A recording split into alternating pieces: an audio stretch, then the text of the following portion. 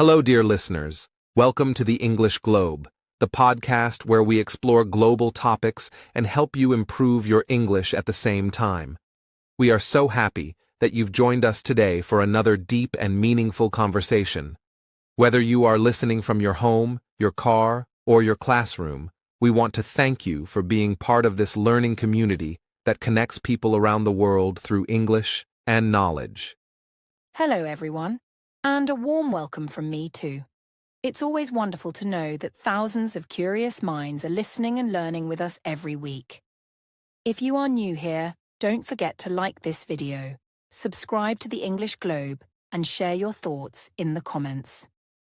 Tell us where you're listening from and what you think about today's topic. We truly enjoy reading your opinions because every comment helps us understand what our global audience is thinking and learning.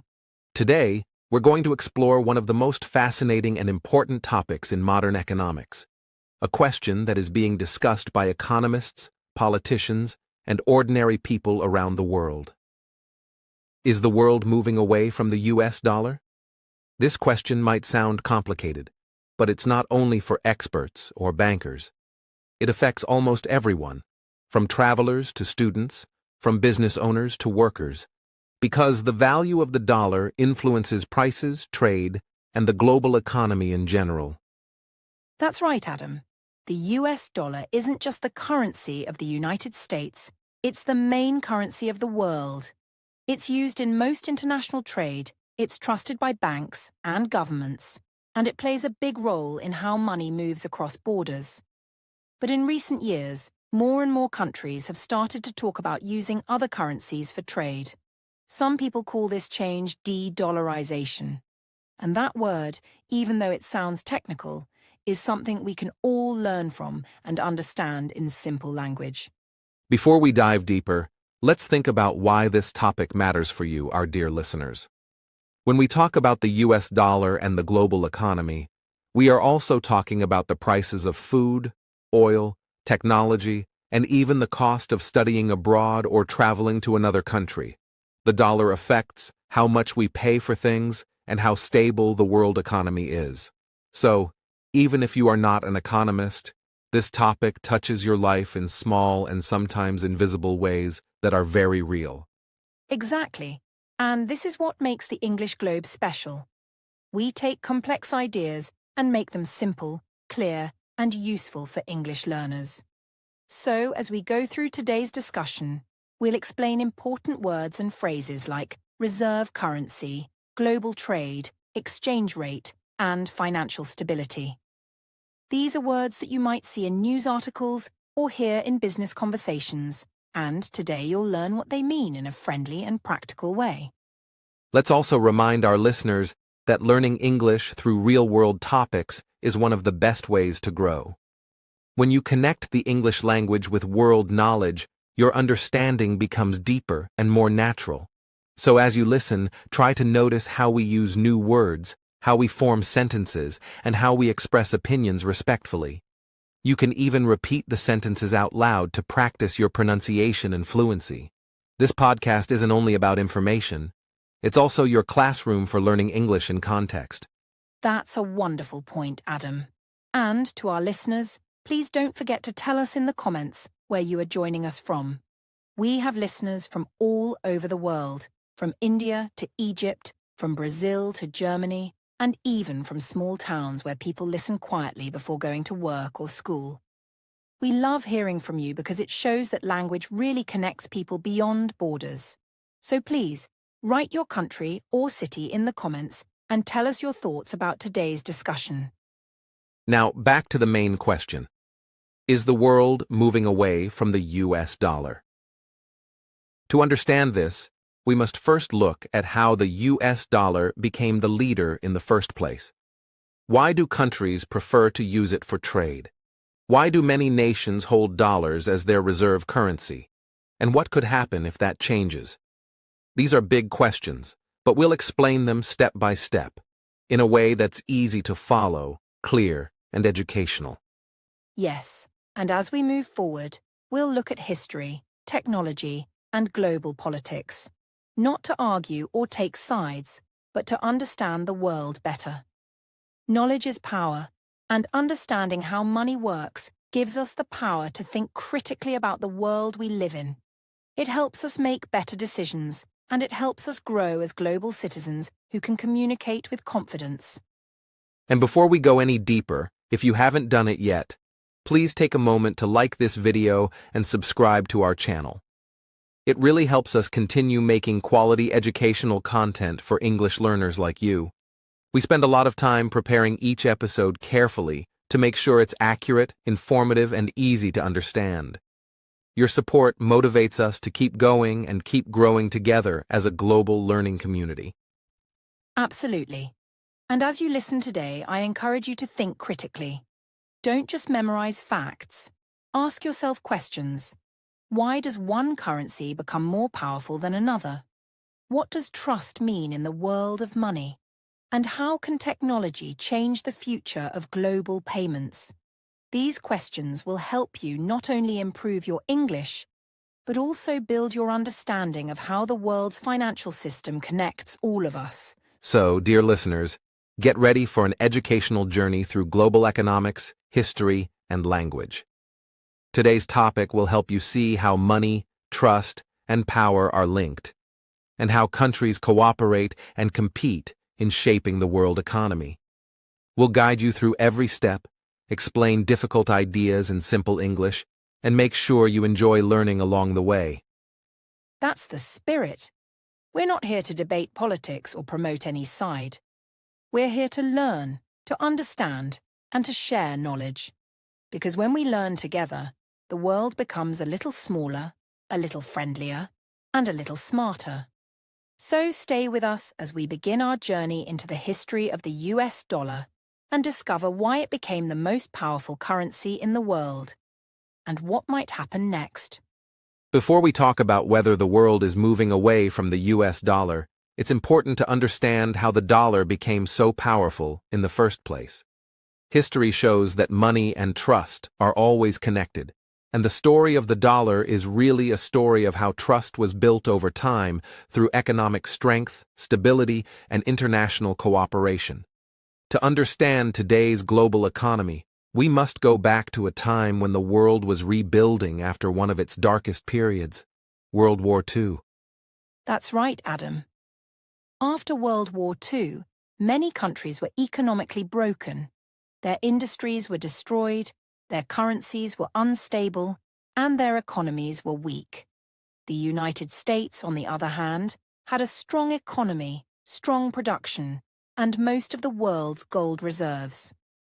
This combination of power and stability allowed the United States to take a leading role in shaping the new global financial system. The main goal was to bring order, peace, and cooperation into world trade after years of chaos. In 1944, leaders from 44 countries met in a small town in New Hampshire, USA, called Bretton Woods. This meeting was one of the most important economic conferences in modern history. It created what we now call the Bretton Woods system. The main idea was simple but powerful. Countries would fix their currencies to the US dollar, and the dollar would be backed by gold. In other words, every dollar had a value in gold that could be trusted. That trust became the foundation of the post-war global economy. Yes, and at that time, gold was the most trusted form of wealth in the world. So when the US promised that each dollar could be exchanged for gold, people and governments all around the world began to believe that holding US dollars was almost as good as holding gold itself. The dollar became the bridge between national economies. It gave countries a common reference point, and it made global trade much easier and safer because everyone believed in its value and stability. Another reason the dollar became strong is that the United States had the world's largest and most productive economy at that time. American factories were producing goods for export. American banks were lending money to rebuild other countries, and American technology was driving innovation. The world's economic engine was running in the United States, and naturally, its currency became the symbol of reliability and power. The dollar was not just money. It became a measure of global strength and trust. Exactly, Adam. And to help organize this new global financial system, two important institutions were created: the International Monetary Fund, IMF, and the World Bank. These organizations were meant to help countries manage their currencies, support economic growth, and reduce poverty. Both of them used the US dollar as the main currency for international transactions. Over time, this system made the dollar the center of the financial world. It became the unit by which almost everything was measured, from oil prices to international loans. But something very interesting happened later. In 1971, the US government decided to end the direct link between the dollar and gold. This was a big turning point. It meant that the dollar was no longer backed by a physical reserve of gold. Instead, its value was based on trust, demand, and the strength of the US economy. Many experts thought that without gold, the dollar might lose its special position, but the opposite happened. The dollar remained dominant because people still believed in the stability and power of the American economy. That's an important lesson for our listeners. Value doesn't always depend on physical things like gold or silver. Sometimes value depends on trust, reputation, and performance. The world continued to use the US dollar because it was still seen as safe, predictable, and strong. It became a habit for businesses and governments to trade in dollars. Oil-producing countries started selling oil in dollars, and international companies used the dollar for global contracts. The US dollar became the language of money around the world. Yes, and that's why we often call it the world's reserve currency. This means that most countries keep a large amount of US dollars in their central banks to use for international trade or to protect their own currencies during times of crisis. Even today, about 60% of global foreign exchange reserves are held in US dollars. That's an incredible amount of trust and shows how deeply the dollar is connected to the world's economy. It has become the foundation for global financial stability. But we should also remember that being the global currency brings both benefits and responsibilities.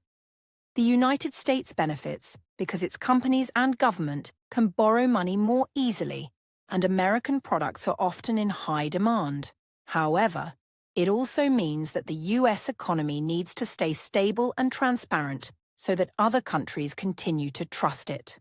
Trust is like a bridge. It can take decades to build, but it can be damaged quickly if people lose confidence. That's why stability is so important in global finance. That's true, Julia. And from an educational point of view, understanding this history helps English learners see how economic systems grow and change. It also introduces some key vocabulary that we can practice today. For example, reserve currency means the main currency that countries keep in their banks for safety. Exchange rate means the value of one currency compared to another. And trust in economics means confidence that money will keep its value over time. These are simple words, but they describe big ideas that shape our world. Exactly. When you hear these terms in the news, like strong dollar, weak currency, or foreign reserves, you now understand what they mean and why they matter. A strong dollar often means that investors around the world trust the US economy. A weak dollar can make American exports cheaper, but might also affect global trade patterns. Everything is connected in some way, and that's what makes global economics such a fascinating subject to explore, especially for those learning English. So, to summarize this section, the US dollar became the world's leading currency through history, strength, and trust. It started with the Bretton Woods system, continued through America's economic leadership, and survived major changes like the end of the gold standard. Its dominance is not based only on laws or agreements, but on the world's belief in its stability. The dollar became a symbol of confidence, a financial language that the entire world learned to speak. And that's why the topic of our podcast is so meaningful. If the world is now considering alternatives to the dollar, it's not a small change. It's a huge shift that could affect trade, travel, and global relationships. But before we talk about whether the world is truly moving away from the US dollar, we first need to understand what that process means and what motivates it. In the next part of our conversation, we'll explore the meaning of de-dollarization and what it looks like in practice across different parts of the world. Now that we've learned how the US dollar became the world's leading currency, let's talk about a word that many people are hearing these days: de-dollarization. It sounds like a complex financial term, but it's actually not that difficult to understand once we break it down. De-dollarization simply means that some countries or organizations are trying to reduce their dependence on the US dollar in trade, investment, or international finance. It's about using other currencies more often instead of relying on one. That's a great explanation, Julia. In simple terms, imagine you live in a neighborhood where everyone uses one shop for everything: food, clothes, and tools. One day, people decide to try other shops too, so they are not fully dependent on one place. That's similar to what's happening globally. For decades, countries have used the US dollar for nearly all international trade, but now some of them are looking for new ways to trade and do business, perhaps in their own local currencies or through regional agreements. Exactly, Adam. It's not about rejecting the dollar or replacing it completely. It's more about creating balance and flexibility. Many countries think that if they use only one global currency, they are too exposed to risks that they can't control. So they try to increase trade using their own currencies or other strong currencies like the euro, the Chinese yuan, or even digital systems. De-dollarization in this sense is a gradual process, and it doesn't happen overnight, and it doesn't mean the dollar will disappear. Right. Let's take a few examples so our listeners can understand it better. In recent years, countries like Russia, China, and some members of the BRICS group, which stands for Brazil, Russia, India, China, and South Africa, have talked about reducing their use of the US dollar in trade. For example, Russia and China have started using their own currencies for energy deals. Some other countries in Asia and the Middle East are exploring similar ideas, especially when trading oil or natural gas. Yes, and this is a good point for our English learners to learn some vocabulary. When we talk about trade, we mean the buying and selling of goods between countries. Currency means the type of money a country uses. And transaction means an exchange of money between two parties. So when countries do trade in their own currencies, it means the transaction no longer uses dollars, but local money like the Chinese yuan or the Indian rupee. This can give them more independence and reduce the cost of converting money. That's true. However, it's important to understand that de-dollarization is not easy. The US dollar has been deeply built into the world's financial system for more than 70 years. International banks, large companies, and governments already use the dollar for most of their operations. So, even if some countries want to move away from it, they still need systems that are safe, stable, and globally accepted. It's a bit like trying to change the main language of communication. It takes time, trust, and global cooperation. That's such a clear way to describe it, Adam. Let's also talk about why some countries want to move away from the dollar. One main reason is economic independence. When countries depend too much on one currency, they can be affected by that country's financial or political decisions. For example, if the value of the dollar changes sharply, it can impact other nations' economies, especially if their debts or imports are linked to the dollar. Some countries want to protect themselves from such fluctuations. Yes, and another reason is financial risk management. Some governments believe that using their own currency or other regional currencies gives them more control over their economic future. They also want to build stronger trade relations with neighbors without needing to always go through the dollar system. However, this idea is not about competition or conflict. It's about creating more options. The world economy is big, and countries are simply trying to diversify their trade, just as investors diversify their portfolios. That's a great point, Adam. And for our English learners, diversify means to have different types of things instead of depending on one. For example, if you eat only one kind of food every day, your diet isn't diverse. But if you eat fruits, vegetables, and grains, your diet is healthier and more balanced. The same idea works in economics. When countries diversify their trade and currencies, they reduce risk and create more balance in their financial systems. That's the heart of de-dollarization: balance and choice. Beautifully said, Julia. But it's also important to remember that de-dollarization doesn't mean the world is abandoning the US dollar. The dollar still represents stability and trust, and many countries continue to hold large amounts of it in their central banks. The process of moving away from it is gradual and limited. It might change the global financial system slightly, but it's unlikely to replace the dollar completely in the near future. It's more like adding new roads to a city instead of closing the main one. Exactly. And it's also connected to new forms of technology. For example, digital currencies and online payment systems are giving countries new tools to trade directly. The development of central bank digital currencies, or CBDCs, allows nations to send money across borders faster and more safely. These systems could make global trade more flexible, but they still need a lot of trust, strong regulations, and international cooperation to work effectively. It's a very new and evolving area.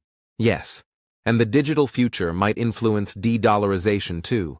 If countries can trade through their own digital platforms, they might not need to convert everything into dollars anymore. However, technology alone cannot replace trust. Trust is the most valuable currency in the world. People, companies, and governments use the US dollar because they believe it will stay stable tomorrow and next year. If other currencies want to compete, they must earn that same level of global trust and reliability. That's absolutely true. And for our listeners learning English, notice how we are using words like stability, trust, confidence, and independence. These are not just economic words. They are also part of life and communication. In the same way that we trust people we know and respect, countries trust currencies that are reliable and well managed. Learning these words helps you think about both language and global economics in a deeper, more connected way. So, to sum it up, de-dollarization means that some nations are slowly trying to depend less on the US dollar for trade and finance. It's not a sudden change, and it's not about replacing the dollar. It's about expanding options, managing risks, and building a more balanced global system. The process is slow and complex, but it reflects how the world's economy is becoming more diverse and multipolar, meaning there are many centers of economic power, not just one. That's a great summary, Adam. Understanding de-dollarization helps us see that the world's financial system is alive. It grows, adapts, and changes with time. It shows how countries are learning to cooperate and experiment with new ideas. For English learners, this topic is also a chance to practice reading and listening to complex subjects in a clear, simple way. When you learn through real-world topics, you don't just learn English, you learn how the world works. Exactly, Julia. So as we continue, we'll explore how the US dollar still dominates world trade and why most global business transactions still happen in dollars despite these new trends. Understanding this will give our listeners a complete picture of the world's economic balance, a mix of tradition, trust, and gradual change. Now that we understand what de-dollarization means, let's take a step back and look at the bigger picture: global trade and the central role the US dollar still plays in it. When we talk about global trade, we mean the exchange of goods and services between countries. This includes everything from oil, food, and technology to medicine and clothing. And here's the interesting part. The US dollar is involved in almost 90% of all global trade transactions, which shows how deeply it's connected to the world economy. That's right, Adam. Even when two countries are not directly trading with the United States, they often still use the dollar as their main currency of exchange. For example, if a company in India buys oil from Saudi Arabia, they don't always pay in Indian rupees or Saudi riyals.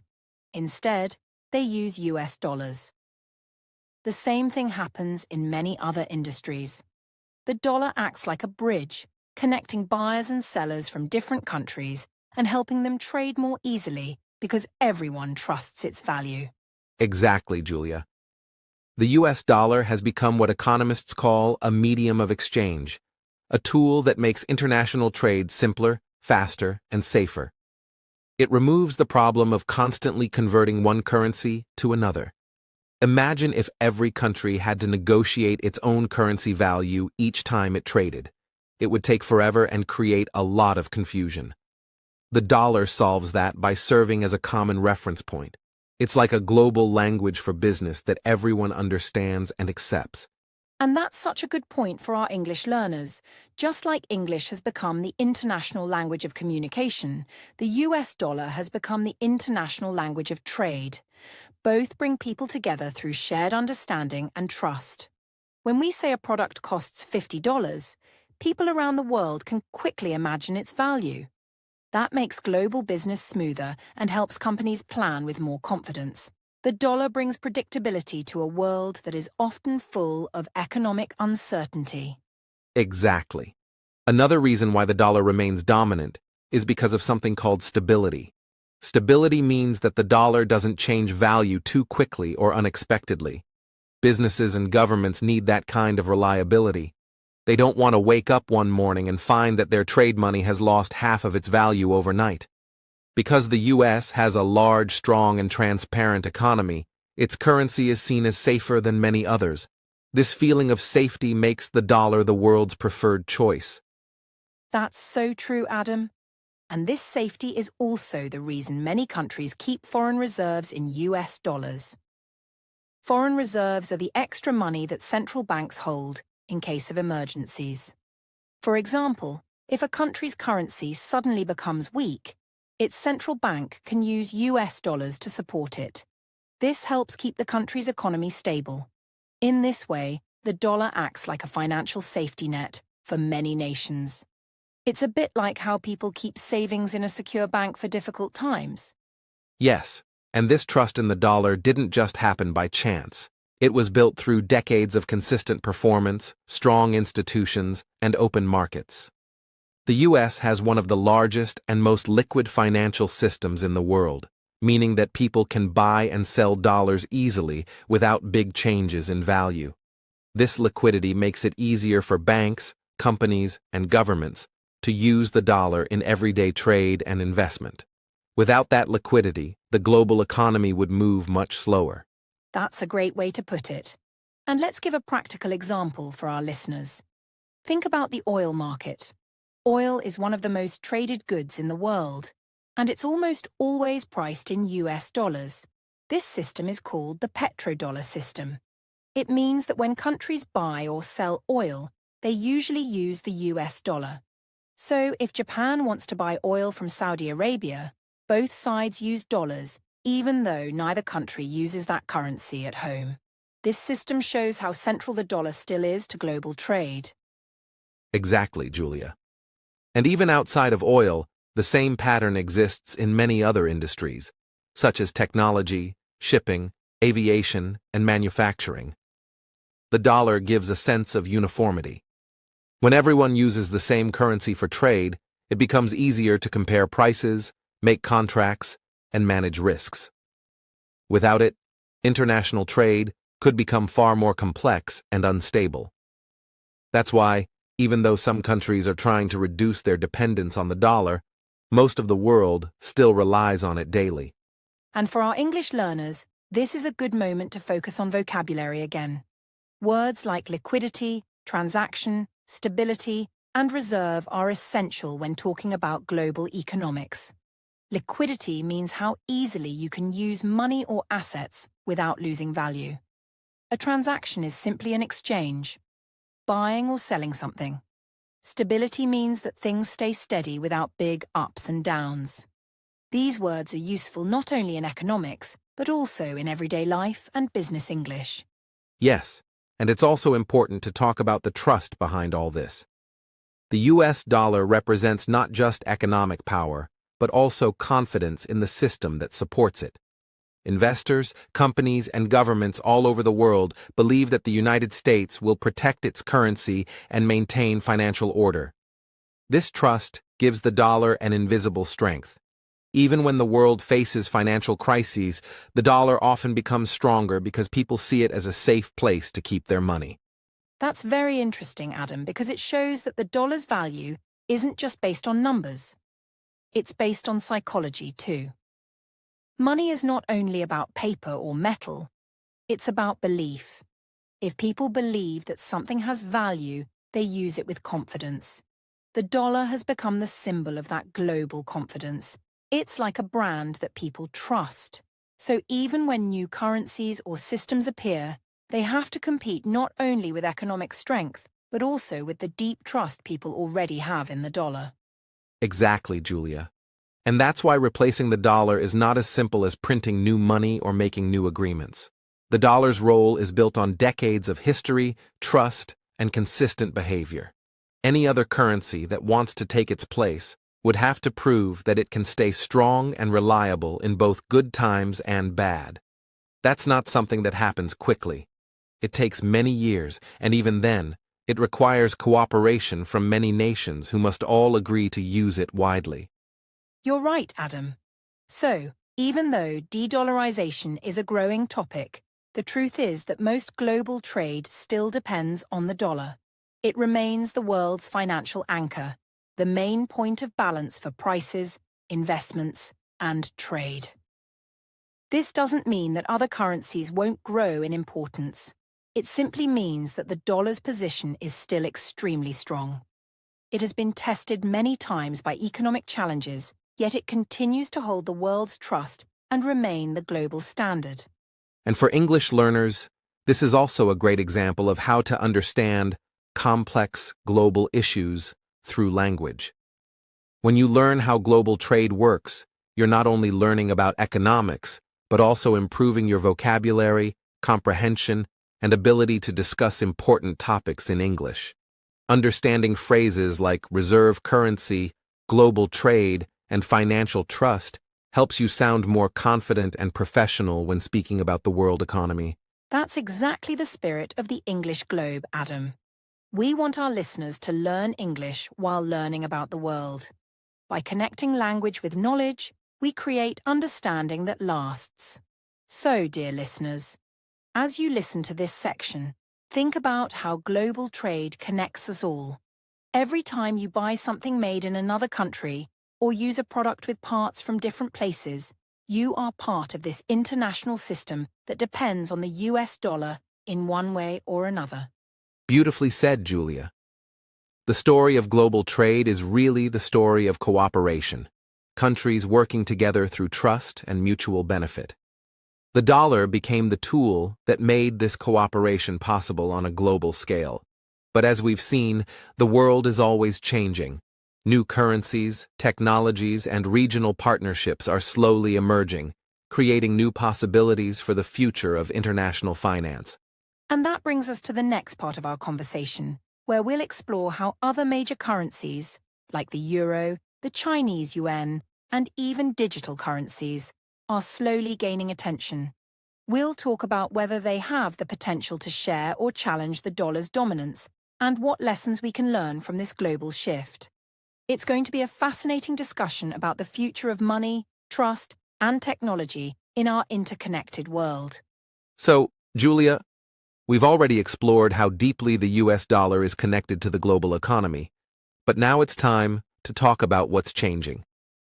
In recent years, several countries have started to explore alternatives to the US dollar, trying to rely more on their own national currencies or regional ones. Some of the most talked about alternatives include the euro, the Chinese yuan, and even digital currencies that use new technology. Each of these plays a different role in the story of global finance. Exactly, Adam. Let's start with the euro, because it's probably the second most powerful currency in the world after the dollar. The euro was introduced in 1999 as the common currency of the European Union, and it's now used by 20 countries. What makes the euro special is that it represents a group of strong economies like Germany, France, Italy, and Spain working together.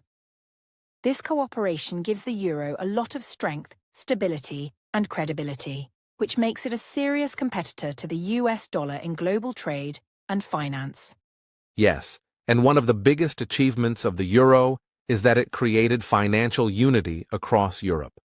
Before it existed, every country in Europe had its own money, like the French franc, German mark, or Italian lira. It was complicated and expensive for European businesses to trade with each other. The euro solved that by giving them a single currency.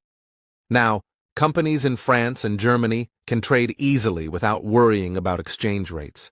This makes Europe more efficient and competitive on the world stage. That's right. And the euro is now widely used around the world too. Many countries keep part of their foreign reserves in euros, not just in US dollars. It's seen as a safe and reliable currency backed by strong institutions like the European Central Bank.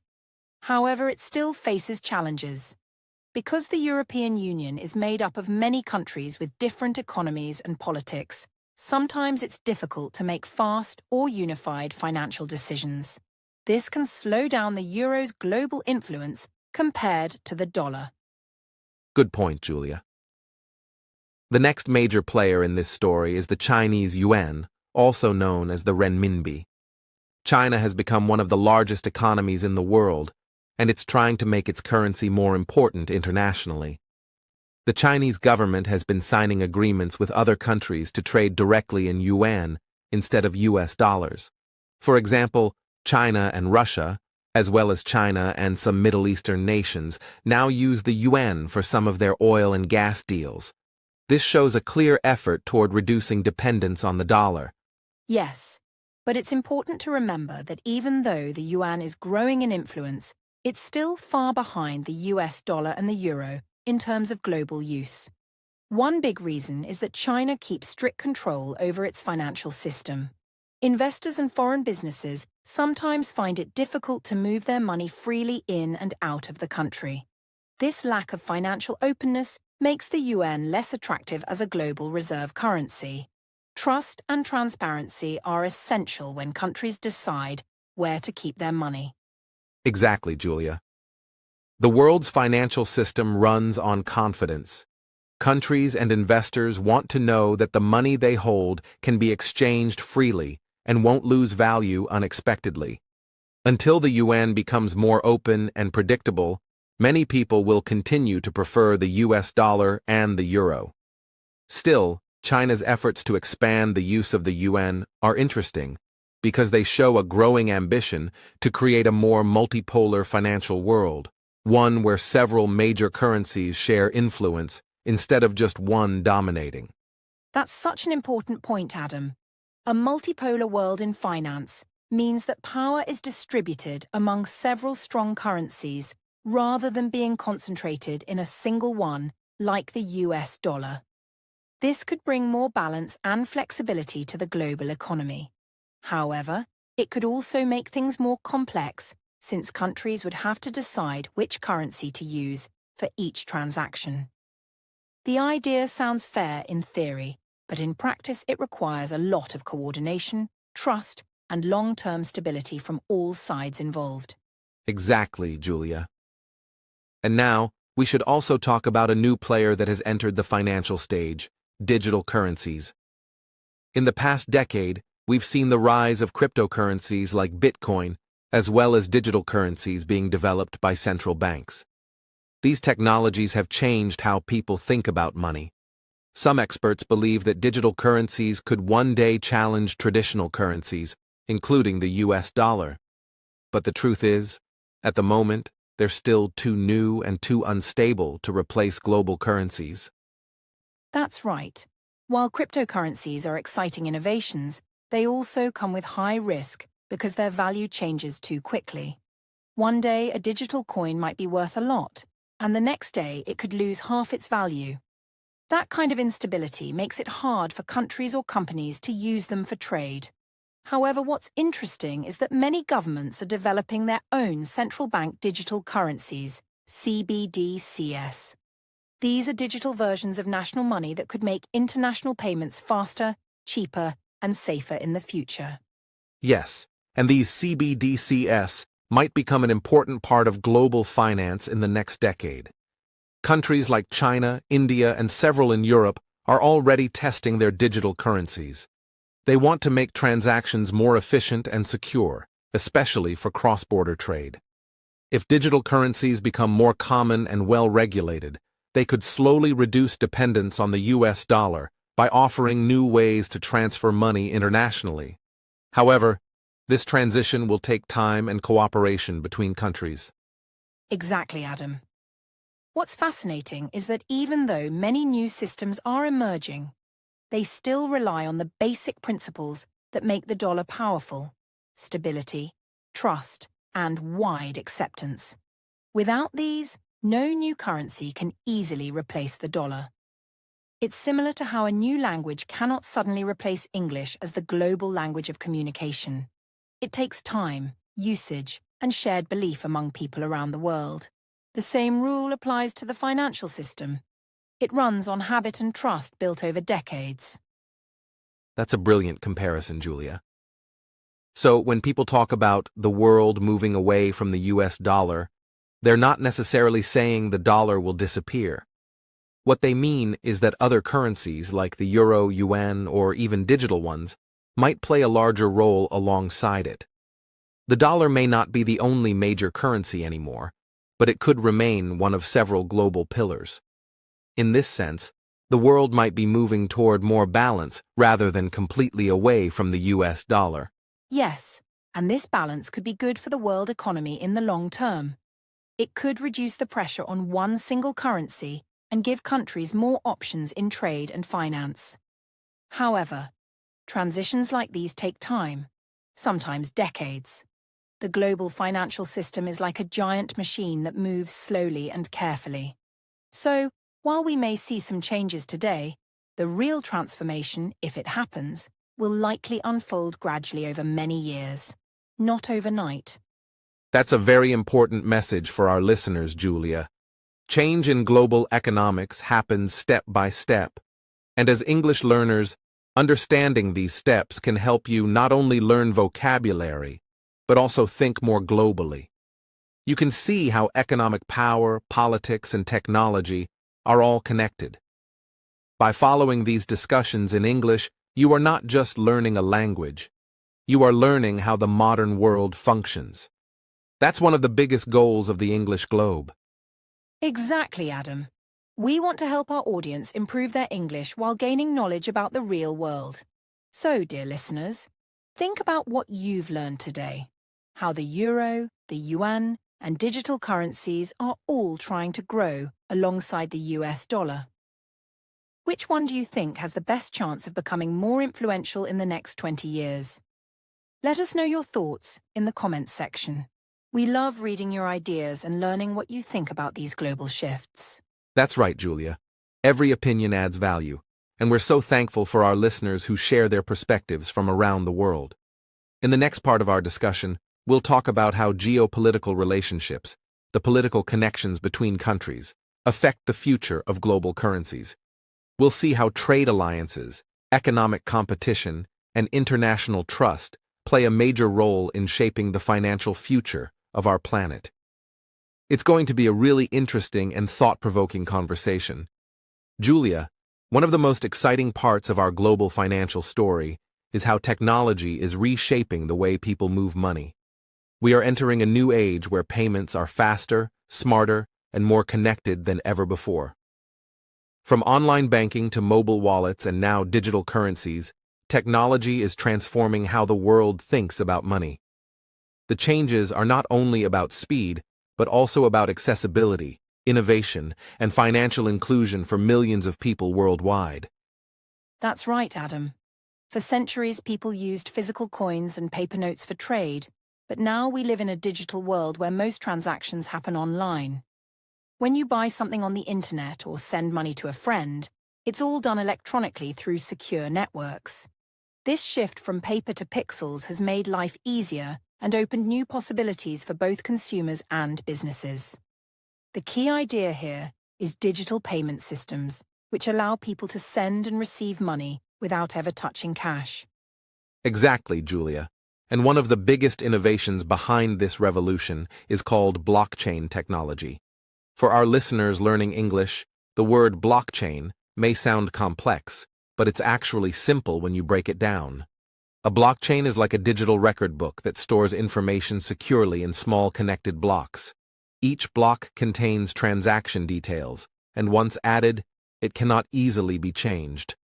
This makes the system transparent, safe, and reliable, which is why many modern digital currencies use it as their foundation. That's a great explanation, Adam. And this brings us to one of the most talked about topics in finance, cryptocurrency. It's important to remind our listeners that cryptocurrency is simply a digital form of money that operates on blockchain technology. It's decentralized, meaning no single government or bank controls it. People can send it directly to each other, anywhere in the world.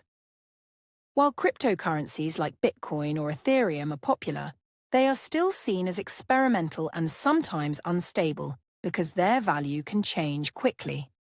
Exactly, Julia. From an educational perspective, cryptocurrencies have introduced the world to new ideas about how value can be stored and transferred.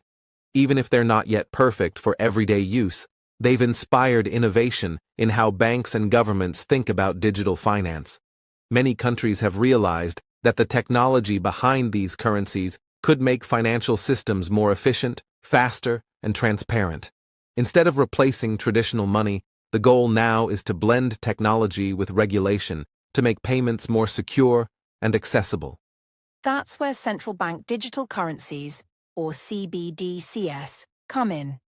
These are digital versions of a country's regular money, created and managed by the national bank. They are not the same as private cryptocurrencies. CBDCs are official and backed by the government, which means they have the same value as the paper money people use today. Many countries like China, India, the United Kingdom, and the European Union are now testing CBDCs to see how they can improve payment systems and reduce transaction costs. Yes, and what makes CBDCs so interesting is how they combine innovation with safety. Because they are controlled by central banks, they can be trusted like traditional money, but they work faster and more efficiently like digital systems. Imagine sending money to another country in just a few seconds instead of waiting for days. This could make international trade, remittances, and online shopping easier and cheaper for everyone. It's a major step toward a more connected global economy. Absolutely, Adam. Another advantage of digital currencies is that they can help include people who currently don't have access to traditional banking services. In many developing countries, millions of people don't have bank accounts, but they do have smartphones. With digital payment systems and CBDCs, they could participate in the economy, send money, and make payments easily. This idea of financial inclusion is one of the most important benefits of digital transformation in the global payment landscape. That's a powerful point, Julia. Technology can make the financial system more fair and open to everyone. But as with all innovations, there are challenges too. One of the main concerns is financial security. Because everything is digital, it's essential to protect systems from hackers, fraud, and misuse. That's why governments and companies are investing heavily in cybersecurity. The goal is to make sure that as we move toward digital money, it remains safe, reliable, and trusted by everyone who uses it. Exactly, Adam. Safety and trust are key to any financial system, whether it's traditional or digital. Without them, people would be afraid to use new payment methods. Another challenge is privacy, finding the right balance between keeping transactions secure and respecting personal data. Many countries are developing digital payment systems that protect users' privacy while still allowing authorities to prevent illegal activities. This balance between innovation and responsibility will shape the future of global finance. That's very true, Julia. And it's also interesting how digital payment systems are connecting people across borders. Today, a student in Africa can pay for an online course in Europe, or a freelancer in Asia can get paid instantly by a client in America. Technology removes barriers that once separated economies. Words like innovation, efficiency, and connection define this new era.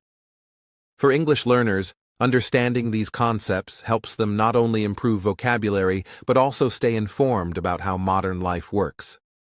I love that example, Adam. It shows how the world is becoming smaller through technology. But we should also remind our listeners that the goal isn't to replace traditional money completely. Physical cash will still exist because not everyone has digital access. The real goal is to give people choices, to make it easier, safer, and faster to move money however they prefer. Technology should serve people, not control them. That's why education and awareness about financial technology are so important. You're absolutely right, Julia. Education is the key to understanding and adapting to change. By learning about blockchain, digital currency, and global payments, people can make better financial decisions and prepare for future opportunities. English learners can also use these topics to practice speaking and thinking critically about modern issues. Words like blockchain, innovation, and financial security are not just technical terms. They represent the direction the world is moving toward. Exactly, Adam. And as we continue exploring this topic, we can see how technology doesn't just change money. It changes how nations interact and how economies grow. Faster payments mean faster business, easier trade, and stronger global connections. The next challenge for the world is to make sure these systems remain fair, safe, and open to everyone. The balance between progress and protection will define the next chapter in the evolution of global finance. And that perfectly leads us to our next section, Julia, where we'll discuss how global cooperation and international trust will play a major role in shaping the future of money. Technology gives us powerful tools, but it's collaboration between countries that decides how well these tools are used. We'll explore how nations are working together to create shared rules for digital finance and how trust will remain the most valuable currency of all in the years to come. Adam, we've talked a lot about how strong and important the US dollar is in global trade. But I think many of our listeners are wondering why some countries are looking for alternatives. Why do some governments and economists talk about moving away from the dollar? Is it because they don't trust it? Or is there a deeper reason behind these discussions? That's a very good question, Julia, and I think it's something many people are curious about. The main reason is that some countries want more financial independence. They want to reduce their reliance on one single currency, especially one that they don't control. Using the US dollar gives them access to global markets, but it also means they are affected by US economic policies and global events that they can't always influence. So, for many nations, finding alternatives is a way to gain more control over their own economies. That makes a lot of sense. It's like when a business depends too much on one supplier. If something goes wrong with that supplier, the whole company is affected. So countries may want to diversify their currency use, just to be safer and more flexible in case something unexpected happens. For English learners, the word diversify means to spread risk by having different options instead of relying on just one. In this case, it's about having more than one currency for trade and savings. Exactly, Julia. That idea, currency diversification, is one of the key reasons some countries explore other options. If all of their international reserves or trade deals are in US dollars, they become more sensitive to changes in the American economy. For example, if interest rates rise in the United States, or if the dollar suddenly becomes stronger, it can make imports and loans more expensive for those countries. So, by using other currencies too, they can balance the impact and protect their financial systems from unexpected shocks. That's a really clear explanation, Adam. Another reason I've read about is related to global risks and something called sanctions. Of course, we're not talking about politics here, but from an educational and economic point of view. Sanctions are restrictions that limit trade or financial activities between certain countries. Because most international transactions go through the US dollar, when sanctions happen, some countries find it difficult to move money or trade freely. So they start looking for other systems that allow more independence in financial operations. You're absolutely right, Julia. This is not about politics. It's about economic structure and strategy. When countries rely heavily on the dollar-based financial system, they also become more connected to the rules of that system. That can be both positive and challenging. For many nations, developing alternative systems or using their own currencies in trade is a way to protect themselves from sudden disruptions. They want to ensure that their economies can continue working, even if international conditions become complicated. That's a very balanced point, Adam. And it's interesting how these decisions are often about long-term planning. Countries are not necessarily trying to reject the dollar. They're simply trying to create a safety net. It's like having a backup plan in case of unexpected global changes. When you think about it, this kind of diversification can actually strengthen global stability because it reduces the pressure on one single currency to carry the entire world's trade. It creates a more balanced financial ecosystem. Yes, and another important reason for seeking alternatives is national sovereignty, which means the right of each country to manage its own economy without too much external influence. Some countries feel that by using their own currencies in trade or by creating regional financial systems, they can make decisions that better reflect their own national interests. This can lead to stronger regional cooperation and help countries trade more freely with their neighbors using local or shared currencies instead of always relying on the dollar. That's such a good example of how economics and independence are linked. It also helps our listeners learn useful vocabulary like sovereignty and cooperation. Sovereignty means control or authority over one's own affairs, and cooperation means working together for mutual benefit. In today's world, no country can exist completely alone, but they can work together to make systems that are more fair and flexible. This balance between independence and interdependence is what makes the global economy both interesting and complex. Absolutely, Julia. And we should also remember that exploring alternatives doesn't mean a country stops using the US dollar altogether. In fact, most nations that are promoting local currencies or regional payment systems still hold large amounts of US dollars in their reserves. They simply want to reduce risk and improve efficiency. It's like having multiple tools for different jobs. The dollar remains useful and powerful, but other currencies can also help manage trade more effectively within certain regions or economic partnerships. Yes, and one great example of this is the rise of regional trade agreements where neighboring countries use their own currencies to trade with each other. For instance, some nations in Asia, Africa, and South America are building systems that allow them to settle trade without converting everything into US dollars. This helps save money on currency exchange fees and keeps the local economies more connected. It's a practical decision, not an ideological one. The goal is efficiency, stability, and greater control over local resources. Exactly, Julia. These efforts also encourage financial innovation.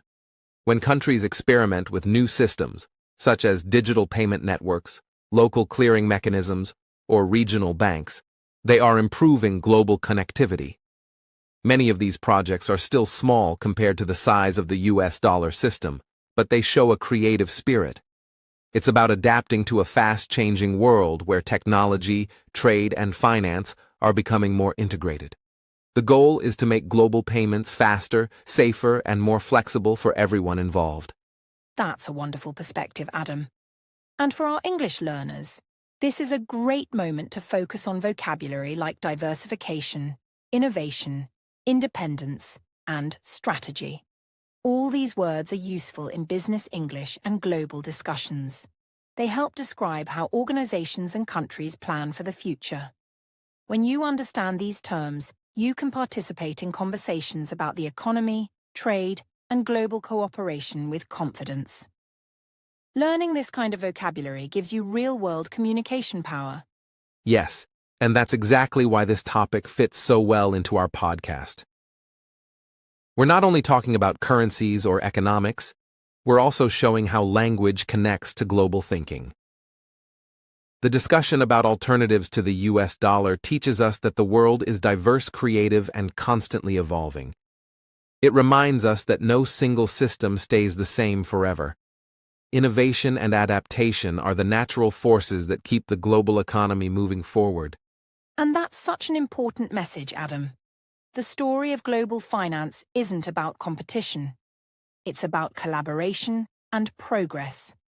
As countries search for alternatives or improve their systems, they are all contributing to a more balanced world economy. Each nation brings its own experiences, challenges, and solutions. In the end, this variety helps the entire planet stay more stable and resilient in times of change. It's a shared effort toward a stronger financial future for everyone. Exactly, Julia. And that's what makes this topic so meaningful for our listeners at the English Globe. Understanding why countries want alternatives isn't about taking sides. It's about learning how the world works and how different nations manage risk, independence, and cooperation. For English learners, it's also a chance to build global awareness while practicing clear, thoughtful communication. In our next section, we'll look at how global cooperation, trust, and transparency will shape the future of the financial system in the years ahead. Julia, now that we've discussed why some countries want alternatives, I think it's time to look at the other side, the reality of how difficult it actually is to replace the US dollar. Many people don't realize how deeply the dollar is built into the global system.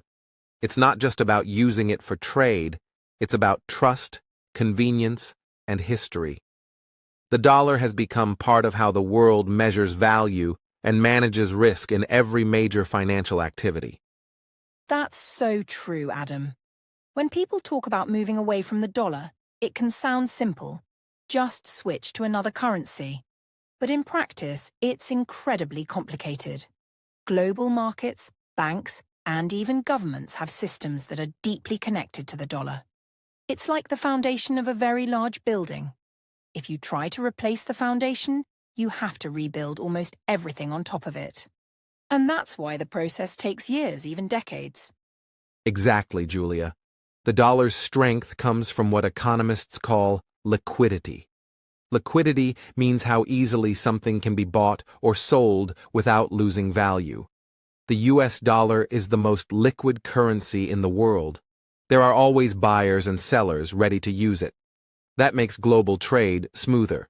If a company in Africa wants to buy goods from Asia, both sides usually agree to use dollars because it's easy, fast, and stable. Other currencies just don't have that same global availability yet. And that's where trust comes in, right? People trust that the US dollar will keep its value, that the American financial system is transparent, and that the rules are predictable. Trust is one of the most powerful forces in economics. Without it, no currency can become global. Even if another country has a big economy, investors and traders need to feel confident that their money will be safe and that they can move it freely whenever they need to. Trust is what keeps money flowing. Exactly, Julia. And this idea of trust is connected to another important term: economic scale. The United States has one of the largest and most open economies in the world. Because of that scale, there's a huge demand for US dollars. Every day, billions of dollars move through global markets, from oil and food to technology and banking. To replace the dollar, another currency would need the same level of global reach, trade connections, and openness. That's a very high standard to meet. That's a great point, Adam. Many countries have growing economies, but their financial systems are still developing.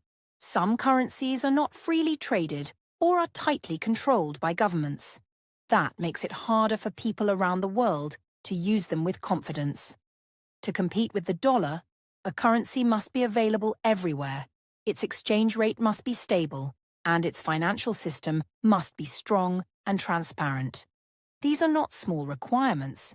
They take decades of consistent policy and international cooperation. Right, and another factor is the role of international institutions. Global organizations like the International Monetary Fund, the World Bank, and large financial networks all use the US dollar as their main reference currency. Many contracts, loans, and trade deals are written in dollars. That means changing the currency would require rewriting millions of agreements. It's not just about economics. It's about the structure of global communication, trade law, and international finance. Yes, and that's something people don't often think about. The world's financial systems are like a massive web. Every bank, company, and government is connected. When one part changes, the entire web moves.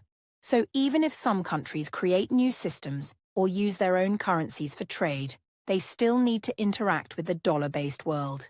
It's a bit like switching languages. You can speak your native language at home, but you still need to know English to communicate internationally. That's a perfect example, Julia. And it shows why even countries that promote alternatives continue to use the dollar. The US dollar provides stability during uncertain times. When there's a global crisis, investors usually buy more dollars instead of less. This is called a safe haven effect. It means people see the dollar as a safe place to store value. That kind of reputation takes many decades to build, and it cannot be replaced overnight by any new system or currency. Exactly. And even new forms of money, like cryptocurrencies or digital currencies, face similar challenges. While they're innovative and interesting, they still need trust, liquidity, and large-scale adoption to compete. Without strong regulation and stability, people may hesitate to use them for big transactions. It's fascinating how technology can change finance, but it also shows how powerful the traditional systems like the dollar still are in terms of reliability and global confidence. That's true, Julia. Another important challenge is what economists call network effects. The more people use a system, the more valuable it becomes. Because the dollar is already used by most of the world, it keeps gaining strength from its own popularity. Businesses, banks, and governments all prefer to deal in the same currency because it reduces costs and confusion. So even if new currencies become available, it's hard to convince people to switch when the dollar already works so efficiently.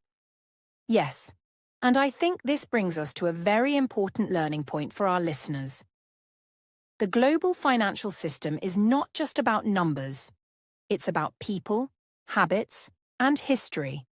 The US dollar became dominant not only because of economics, but because it has been used, trusted, and supported for decades by millions of users worldwide.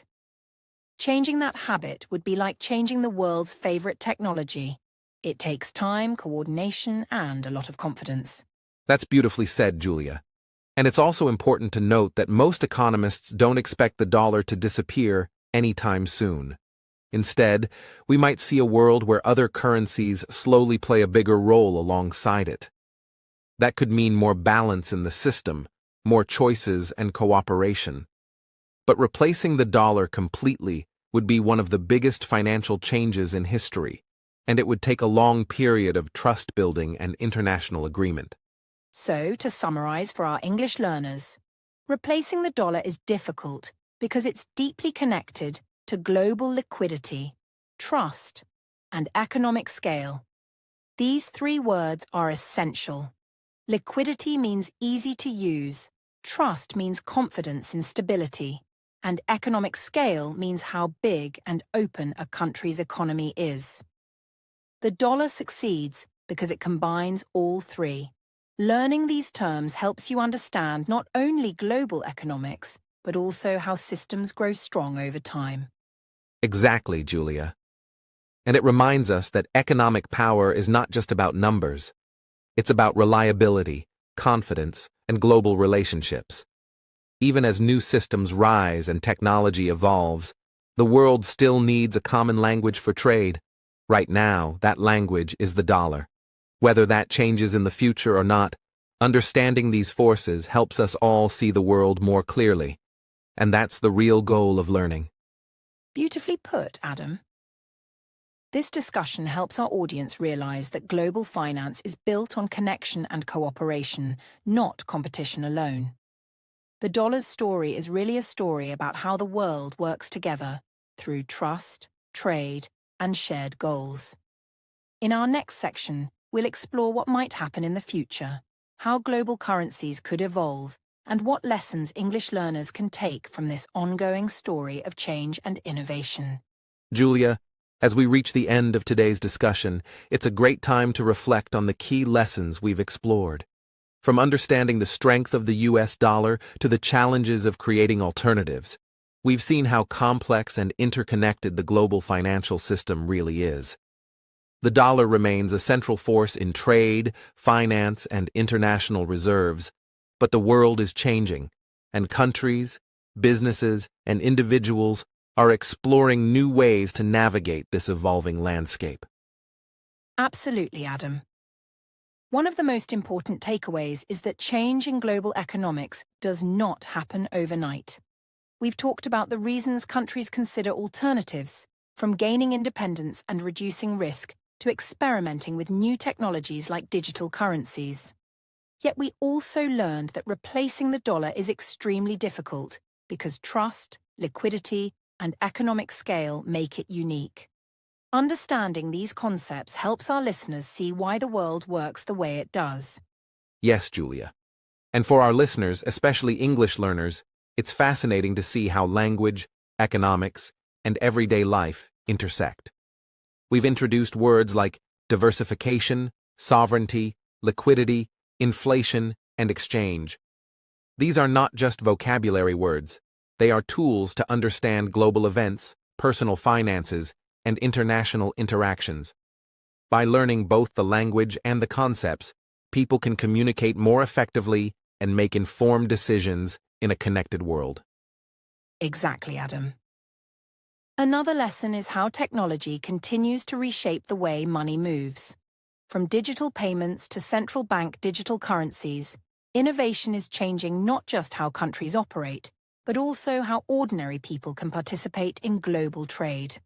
Travelers, students, and everyday shoppers are all affected by these shifts.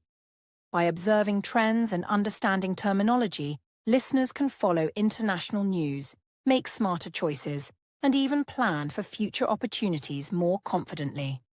And it's worth noting, Julia, that understanding global economics is also about critical thinking. When listeners learn why countries pursue alternatives, how currencies gain trust, or why exchange rates matter, they develop the ability to analyze complex systems. It's a skill that extends beyond finance. Critical thinking helps people evaluate information, consider multiple perspectives, and make thoughtful decisions, all of which are essential in a rapidly changing world. That's a wonderful point, Adam. We also want to remind our listeners that while the US dollar remains dominant, the global economy is gradually becoming more diversified. Countries are experimenting with new payment systems, regional trade arrangements, and digital currencies. These developments don't weaken the dollar immediately, but indicate a slow evolution toward flexibility and innovation. Being aware of these trends allows everyone to adapt and learn continuously. Yes, Julia. For English learners, this discussion shows the value of combining language learning with real-world knowledge. Understanding global finance not only improves vocabulary, but also makes conversations about news, trade, and travel much more meaningful. Terms like interest rates, trust, value, and economic scale become easier to understand when learners see how they affect everyday life. This approach makes language practical, engaging, and deeply connected to the world. Exactly. And the final lesson is really about empowerment. By following global trends and understanding financial systems, listeners are better equipped to make decisions in their personal and professional lives.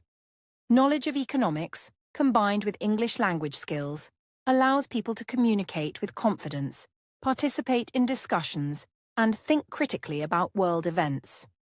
Learning never stops, and each piece of knowledge builds a foundation for informed global citizenship. Well said, Julia. In the end, Today's discussion reminds us that global economics is not just about money. It's about relationships, trust, and cooperation between nations and individuals. Even small changes in currency or trade systems can affect millions of people, from travelers to students to families buying everyday goods. By paying attention, learning vocabulary, and exploring concepts, our listeners can connect with the world in smarter and more meaningful ways. Yes, Adam. And we want to leave our listeners with a positive, encouraging message. Understanding how the world works, whether through economics, finance, or international trends, helps us communicate better, think critically, and grow as informed global citizens.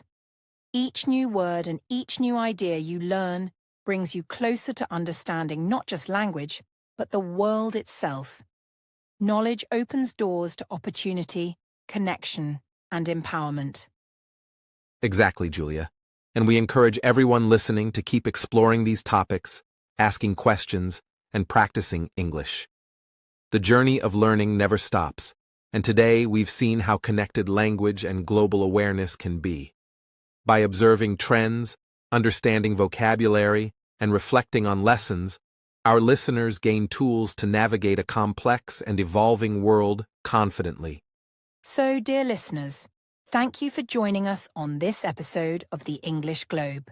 Remember, whether it's global finance, travel, or everyday decisions, knowledge and language give you the power to understand and act wisely. Keep learning, stay curious, and always look for connections between the world around you and the words you are learning. Together we grow not just as learners, but as global citizens. Absolutely, Julia. And we hope this episode inspires our listeners to follow global trends, expand their vocabulary, and think critically about the forces shaping our world. The US dollar may remain dominant for now, but the lessons we've learned today about innovation, trust, cooperation, and awareness are timeless. Keep learning, keep observing, and keep growing. The world is full of opportunities, and understanding it brings freedom, confidence, and insight.